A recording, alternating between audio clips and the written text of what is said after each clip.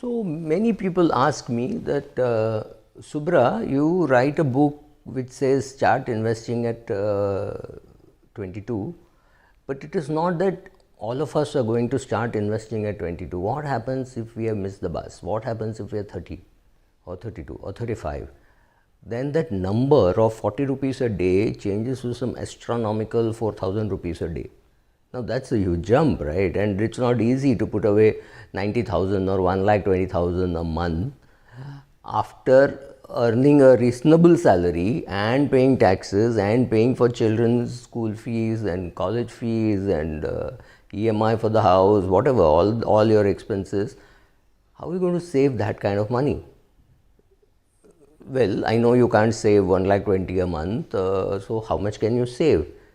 That question cannot have an answer saying I can save 3,000 rupees a month or 2,500 rupees a month, right? It has to be some reasonable amount. So there is this beautiful concept in mutual funds called step up SIP. I'm sure most fund houses now allow you to do that, and even MF utilities kind of people allow you to do that. I hope so.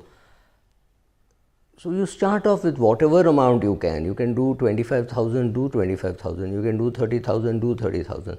And then you have to do the following steps. Now, what are those steps which are necessary for you to be able to build up your retirement corpus? There's absolutely no denying that the corpus is needed. You have also felt the need, and therefore this question saying, Subra, I can't put 1,20,000 now, come out with a solution. So yes. So first, question whatever you're spending.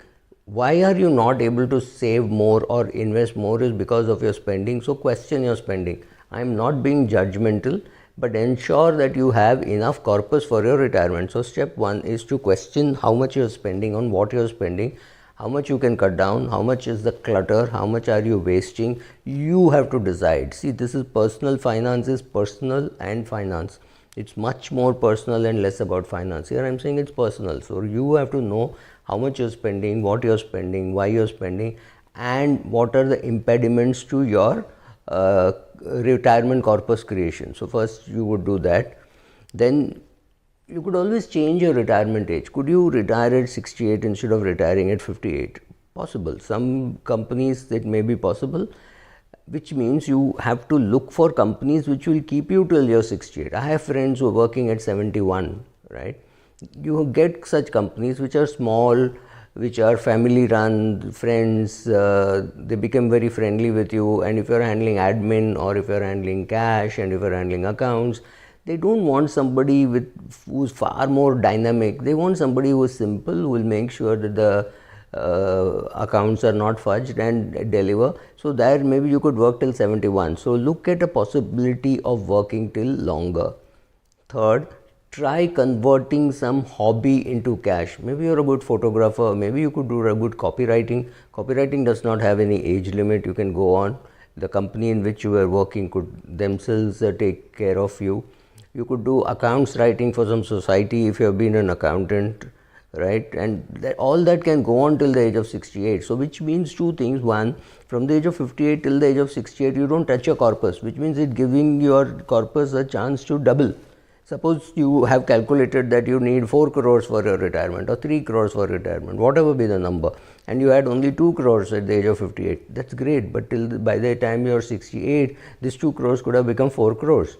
The fact that it has become 4 crores means you give more comfort, and the fact that you have not touched it for 10 years means you actually need less, right? So you have solved both the problem by changing your retirement age from 58 to 68. And for doing this, the most important thing is to take care of your health. You cannot work till 68 if your body does not allow you to work till 68. If you're at 62, 63, you're panting, and the organization which employs you receives complaints that you are not attending regularly, etc., etc., you could be sacked. Remember, this is not just some post retirement job. This is a proper regular job. So you're putting together some money, right? So you have to take care of your health. Don't ignore that. You may also have to look at your asset allocation. I find a lot of people with a lot of money but excessively concentrating on debt. and badly managed debt, which means they would have money in fixed deposits in various banks, or they could have RBI bonds, which are good, which pay, as of today they pay 7.75, great, but remember it eats into your tax, tax eats into your return, because every year you will end up paying 40% kind of tax, which is ridiculous. So it's time you found yourself a good IFA who understands investments, who understands debt funds, who understands postponing of tax over long periods of time, not just 5 years, over 15 years or 20 years. So you're 45, when you started a debt fund growth option, you touch it only when you're 75. 30 years postponing of tax. It has to be an IFA who understands tax and who understands debt funds. I'm saying, why am I saying debt fund? Because you're afraid to put money in equity, whatever be the reason. Which means now you're young, you're only 40 years of age or 35 years of age, you have got to relook at your asset allocation. You will need to have more money in equity, because from the age of 35 till the age of 75 is 40 years. So for 40 years, instead of taking an asset allocation, instead of taking a risk in debt fund, you might as well take a risk in equity, where the chances of getting a higher return are good. Now, if you do not know which debt fund to put it in, I understand it is difficult. Make sure it's a all seasons kind of a fund, where you have long term, short term, everything, and the fund manager takes the call. Or you know when to enter gilt and when to exit gilt, and all. Like today may not be a bad time to be entering gilt. We are talking in May 2020, but gilt is something which you need active management. You should know when to get out. When interest rates stop falling, it's time to get out, right? And if you wait, when the interest rate go up, you could get completely killed in your portfolio. So you should either know that, or you should have an IFA who knows that, or you should put into a dynamic bond fund, which the fund manager, he may make mistakes, but at least he decides when to pull out of gilt, when to move more into liquid funds. He is managing that allocation among various debt classes. So do that. Therefore, you are postponing your income tax. You got an IFA who understands that.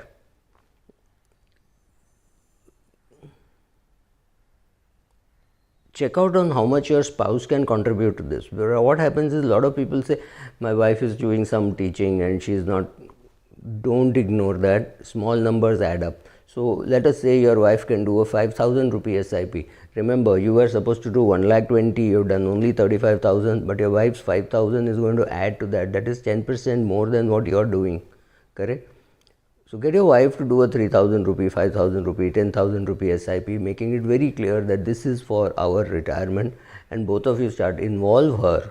Don't assume that her money is irrelevant. Her money is not irrelevant. 5,000 rupee SIP, 6,000 rupee SIP, increasing by 1,000 rupees every year can also add up to a substantial portion. Remember, if she's 5 years younger to you, you're 35, she's 5 years younger, she's 30, and if she also contributes till your age of 75, which means 40 years, or her age of 75, which means another 45 years, that is not going to be a small amount, right?